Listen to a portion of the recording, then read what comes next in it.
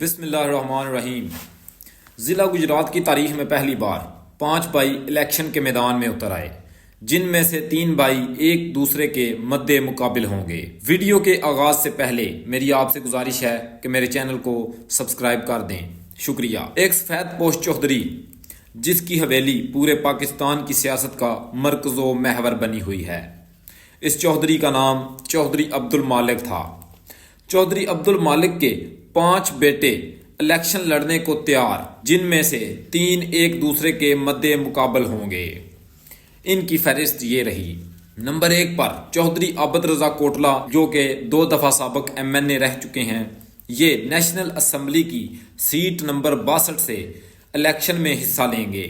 ان کی پارٹی پاکستان مسلم لیگ نون ہے۔ نمبر 2 نعیم رضا کوٹلہ، صوبائی اسمبلی کی سیٹ PP 28 سے پاکستان مسلم لیگ کاف کی طرف سے الیکشن لڑنے کو تیار۔ نمبر 3 چودھری شاہد رضا، PTI کے ٹکٹ سے اپنے بھائی کے مخالف PP 28 سے الیکشن لڑنے کے لیے میدان میں تیار۔ نمبر 4 چودھری شبیر احمد، پاکستان مسلم لیگ نون کے ٹکٹ پر PP 28 سے اپنے بھائیوں کے مقابلے میں الیکشن لڑیں گے۔ چودھری شبیر احمد پہلے بھی 1 دفعہ MPA رہ چکے ہیں۔ اور آخر میں سابق ضلعی چیئرمین چودھری علی تنویر PP 33 سے پاکستان مسلم لیگ نون کے ٹکٹ پر الیکشن لڑیں گے۔ ناظرین، ضلع گجرات کی تاریخ میں یہ پہلی دفعہ ہوا ہے کہ 5 بھائی سیاست کے میدان میں ایک دوسرے کے مد مقابل الیکشن لڑیں گے۔ اسی کے ساتھ اجازت دیجیے، اللہ حافظ۔